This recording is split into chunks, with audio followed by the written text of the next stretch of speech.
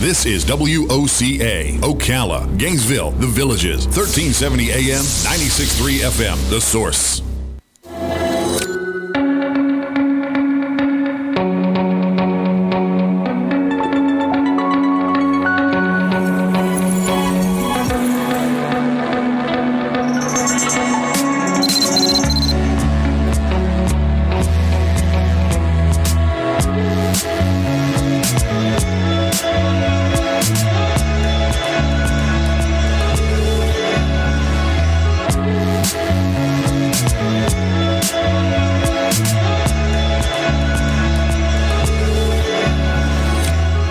All right, 25 minutes before 11 o'clock. Thank you for tuning in. Beautiful Friday here in Ocala. Hope you're doing well.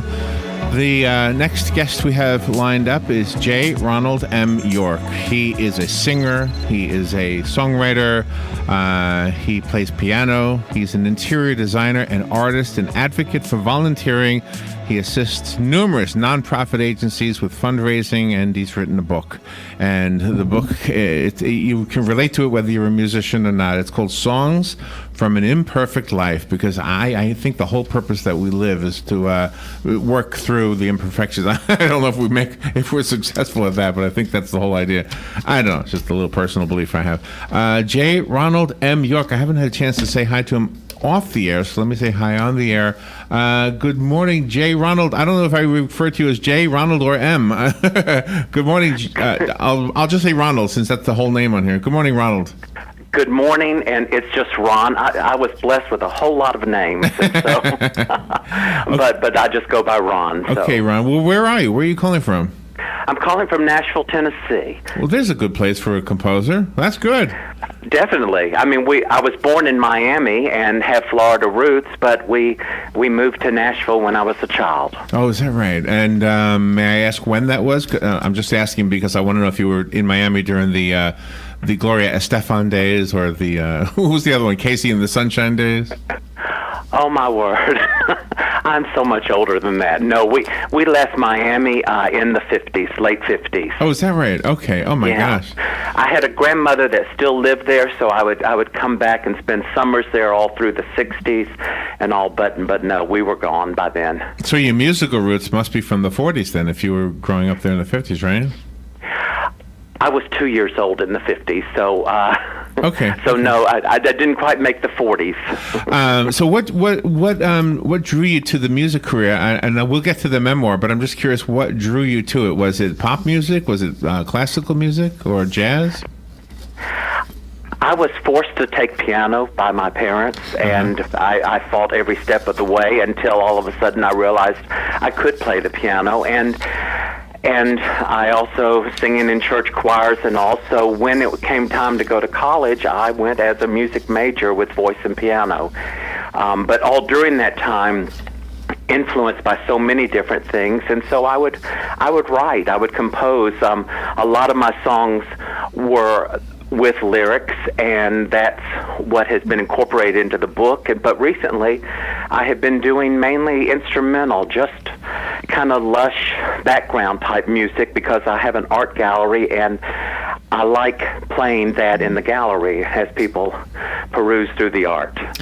Well, Mother's Day is coming up, and in the book you have a really touching part about your mom. Let's talk about her a little bit. My mom was amazing. I always bonded with her more so than my dad. She was always the buffer between my father and myself, and we had just such a connection. And yes, Mother's Day is quite special to me. I would be leading church music, and my mother and father would always come to the Mother's Day service at whatever church I was leading. I'd sing something special for her. And when she developed cancer, I returned back to our home church, and I asked the minister of music if I could sing for her for Mother's Day, and he said, it's going to be so emotional, but if that's what you want to do, fine. And then just a few weeks before Mother's Day, the soloist had to bow out, and the minister of music asked me, said, would you want to move it up and sing now? And I did. My mother was getting weaker, and so that morning, just a couple of weeks before Mother's Day, I I stood up, I sang her favorite song, looked at her in the balcony. That was the last time she was strong enough to go to church, and she died the weekend of Mother's Day. So it's very significant to me. Oh my gosh. And Robin had pointed out to me that in the book you talk about your dad, and it's not as necessarily a great story as the one about your mom, is it? No. My father and I, like I said, we were always at odds. I think I understand better. I know the man loved me, and he was proud of me, and I would hear that from other people, not as much from him. But what I discovered just a couple of years ago was that the reason why we left Miami was because my father was accused of molesting boys within the Boy Scout troop that he was scoutmaster. And he and his best friend, who was the assistant scoutmaster, both were arrested on those charges. And once everything had cleared, my father transferred to Tennessee. My mother and I stayed in Miami trying to sell the house, and then eventually we relocated to Tennessee. And although my relatives and our Miami friends knew all of this, it was never mentioned, never a word said in front of me, and I did not learn about it until long after they had passed away. Oh my gosh! Wow. And the title implies the imperfect life, and I'm just curious, is it an imperfect world in your world? I mean, it is in all of ours, I guess. So it's kind of a stupid question, I guess. But I think the imperfections that we have, that we are a party to, are half of it. The other half is the world around us is imperfect. There is nothing perfect, I believe. So you make the best of what you have. The situation that I had was, we left Miami for Tennessee, joined the Downtown Baptist Church, seeking refuge. I mean, I did not know that at the time. I was just a child, but by the time I was age 7, I was being molested within the church by 3 different men, and I never told my parents this, and of course they never told me the reason that we left Miami. So I say in the book, I worded that we both were living parallel lives.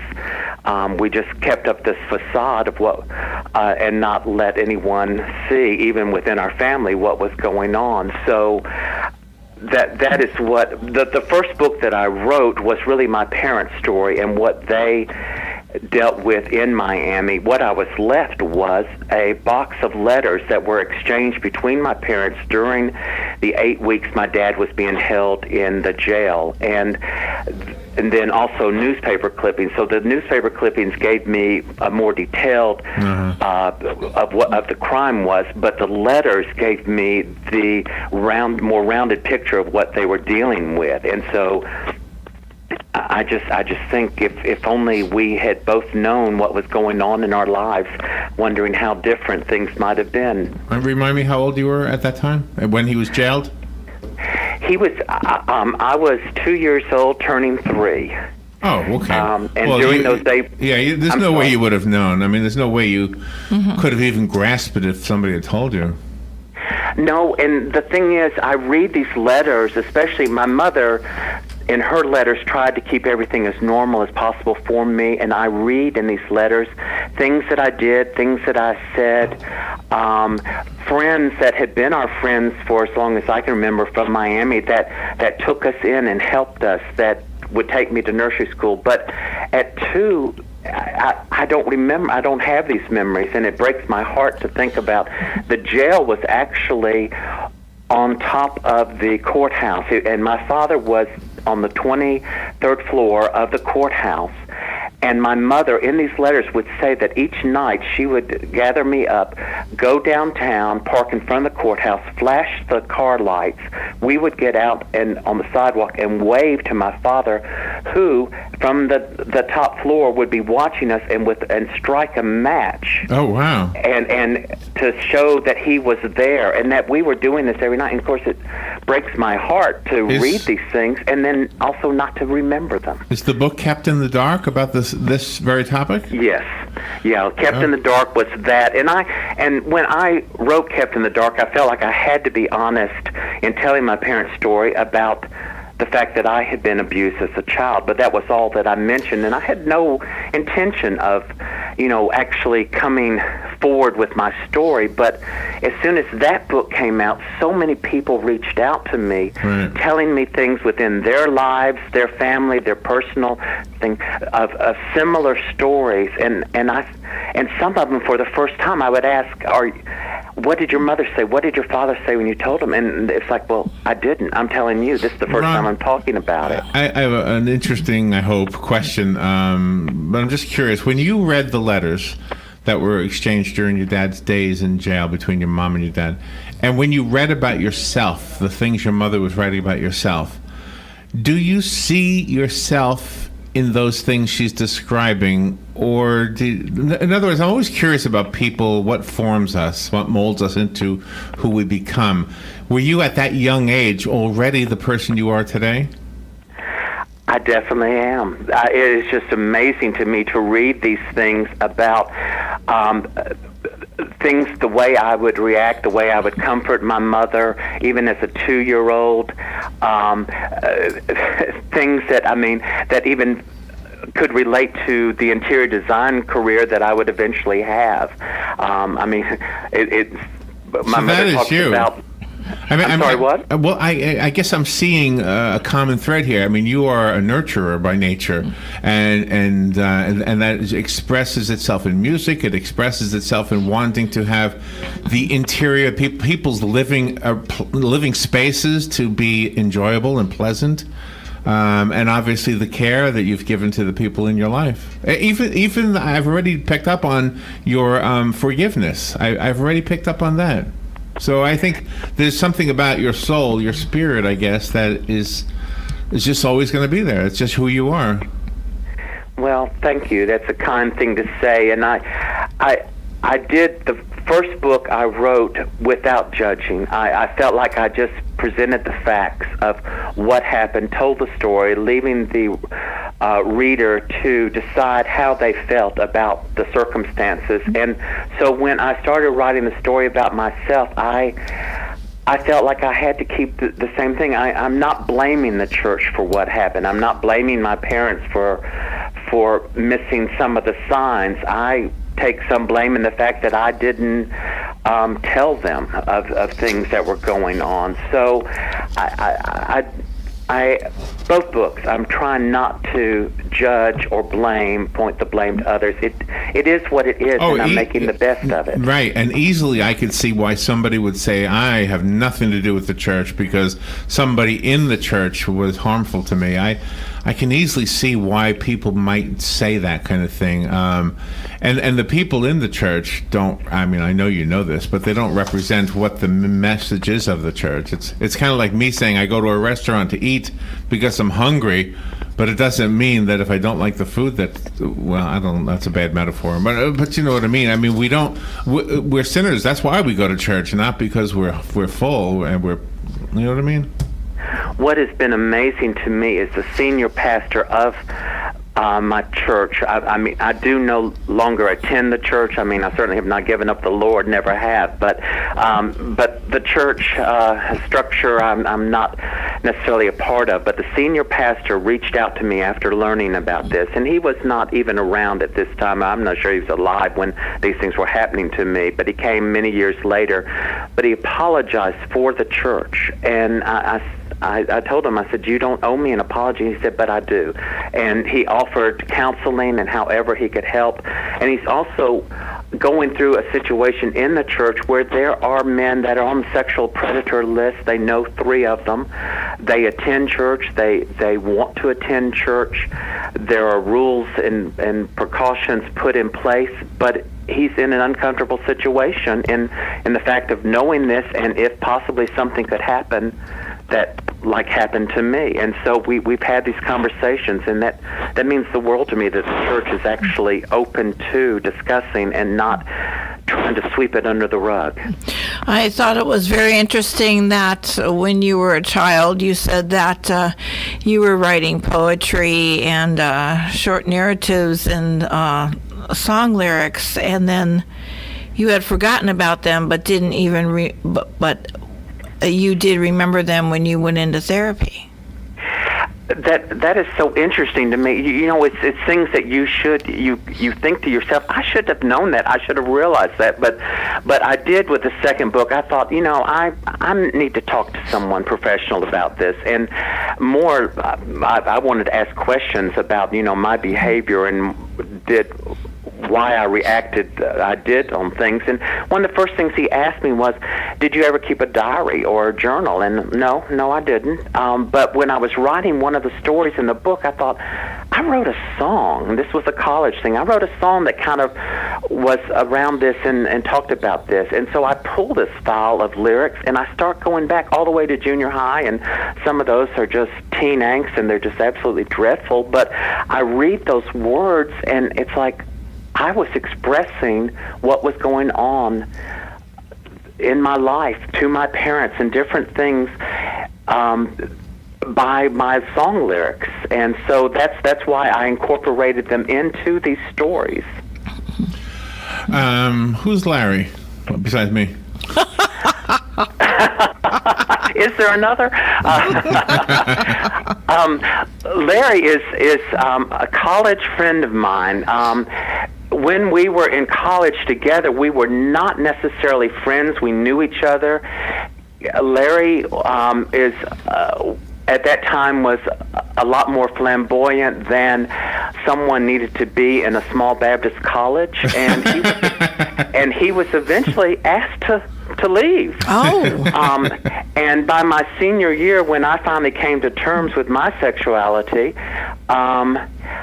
we became friends, and nothing more than friends. Other than we then lived together, and he was a part of my life through all of this. And what was so many twists and turns in these books, it turned out that he's actually the nephew of friends of my parents that were in Miami at the time all of this crime was happening. Oh, wow. Of course, he never knew. I never knew until just recently, and they are long gone. But how these things are connected has just been amazing to me.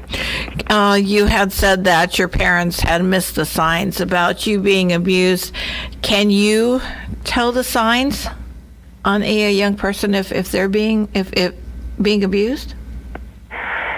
I'm not sure that I actually gave them signs at the time of the abuse. When the things that I'm much more conscious of are a little bit later, when the contradictions of religion, which was a huge part of my life in the church, and sexuality that was happening, as puberty comes, and sex that actually started in the church at such a young age, and secrets that as I got older and began to understand what was happening to me, there was no one that I felt I could talk to. My parents, I certainly couldn't talk to anyone in the church. I wouldn't want to talk to any friends for fear they wouldn't understand, and all. And so I acted out in those teen years. I did some desperate measures that my parents,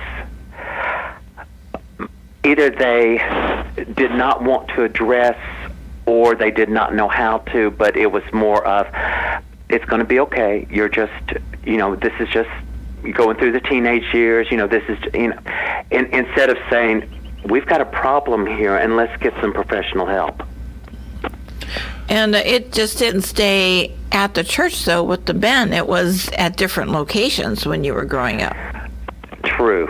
It began at the church, and then by age 10, my mother worked downtown for Christian Life Commission of the Southern Baptist Convention, and they felt I was too young to stay home during the summers, and so I would go to work with my mom. And then by the time the stores and the movie theaters, downtown was bustling back then in the 60s, I would be given a few dollars and just, I'd spend the day kind of wandering around downtown. Well, a young boy by himself in a vast downtown movie theater that has so few people in there was clearly just an invitation to a sort of pedophiles through the years. And and men would come and, sit with me. And the thing is, I don't remember ever being afraid or because this was actually the way I was raised in the church. I had already learned about this. And My gosh. by the time that happened, it was just, it almost seemed like that, well, this is the way it is. Wow. And But, so nobody knew the adults in your life didn't know. The adults did not know at that point. Finally, probably about 14, something happened that brought light to that. But my father caught me in a situation and was just said, let's go, and there was never any discussion about it. Do you know, sometimes I'll watch videos. I was a big Freddie Mercury fan, from Queen. And I just thought he was amazing. His songwriting was amazing. His singing, his stage presence, everything was so amazing. And I don't think any of us knew he had AIDS until maybe the end of his life. And I'm trying to remember if I even knew before he died. But the thing is, when I look at the old videos now, I see a guy I wish I knew better. And I don't mean necessarily as a friend, because he was a celebrity, but I didn't know him. And I'm wondering if that's not true for you also. Do you have people who you have lost maybe that you didn't know, and not necessarily famous, but I'm just trying to think of something, because I don't know anybody personally that died from AIDS, but I'm trying to think of people that I know through the media, I guess. Well, I was definitely in that period when I was losing friends to AIDS, and I have often wondered why I am still here, and have to think there is a purpose and all. But I also had a high school friend that I got in trouble with, that neither one of us ever talked about anything, but we did something very stupid, and I got caught. He did not, and I felt like we had more in common. I think now we had more in common than we ever let know, and I did, by junior year in high school, just think that my life was not worth living, and tried to take my life. Did you? And because of the incident that I had with this friend, we kind of parted ways. And after high school, 2 years later, I found out that he hung himself. Wow. That he could not deal with it, so he succeeded where I did not. And I just, it breaks my heart that I did not realize and was not there for him. I think that exactly what you just said right there is how this book will serve those who read it. I think somebody who is facing some of the same life circumstances that you faced will realize they're not alone, and that might be simplifying it a lot. But I think that's part of it. I think somebody who is in your shoes now, and maybe they're 20 or 30 or somewhat younger than yourself, and they're still grappling with life and what's fair and what's expected of them. Do you think society in general would be easier today for you? Like if you could have fast forwarded your life from the 60s, let's say, till the 2000s, would your life have been different? I think my life would have been different, just because in the bracket that our family was in, the educated and cosmopolitan city, I think with the way things are so known now with media and precautions and warnings and all of that, I think it definitely would have been easier for me to admit things and not feel afraid of. Now, I understand still probably in some situations where people are not as aware of things, that they could still be difficult on a child with coming forward on things like this. But yes, I think the period of time that I was in, there was just absolutely no one that I ever felt that I could talk about without being. I mean, I was bullied. I was made fun of without kids knowing, the details of what was happening to me. I think you have demonstrated courage by writing this book. And I don't know how it's affecting you, but I think you're making a big difference for those people who read the book. It's such a well-written book and so honest. It is called Songs from an Imperfect Life. I was sent a copy. If you are listening and would like the copy that I received, you can have it. I'll put your name on it, leave it here. I found it on Amazon. Ron, do you have any websites that you've dedicated to yourself and your writing or to the book? Yes, I have a website, and it's all those initials, the J. Ronald M. York.com.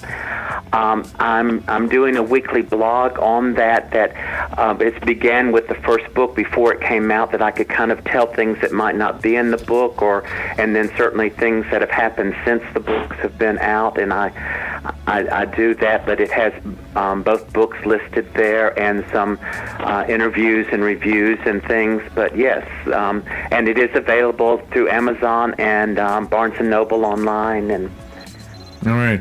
Ron, thank you for taking time to do this, and keep doing what you're doing. I think you're an inspiration to many, many people. I appreciate that so much, and thank you for talking with me. Oh, you're welcome. We will take a break. We'll be right back.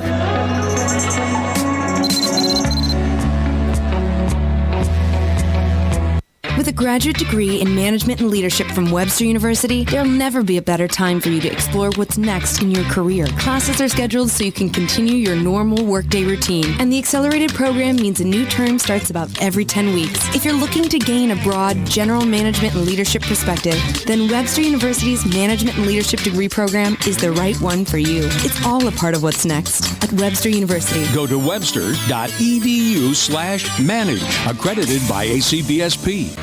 I'm Jennifer McCullough, the Executive Director at Palm Garden of Ocala. May is the most exciting month of the year for us. The week before Mother's Day is Nurses Week, and I would like to shout out a big thank you to all of our nurses who care for our precious residents and guests. They are led by Sharon Baker, our Director of Clinical Services, and Aldo Perez, our nurse practitioner. The week after Mother's Day is National Nursing Home Week. Why not stop in and visit us soon? We are located at the corner of Southwest 27th Avenue and 34th Street.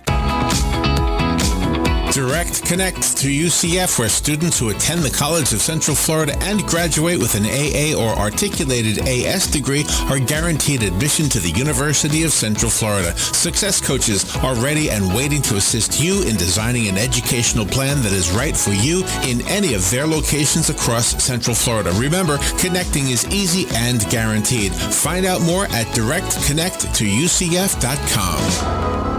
Here is your one-minute news brief from the source, WOCA. U.S. Senator Bill Nelson is calling on federal authorities to reject the proposed change to Florida's Medicaid program after Governor Rick Scott asked for approval to shorten the amount of time people can apply for Medicaid. A Marion County Sheriff's deputy is being credited with saving a baby's life. The baby is expected to make a full recovery. And by the way, Deputy Jeremy Nix is the husband of Nikki Nix, heard each Tuesday on WOCA during our visit with Ocala Eye.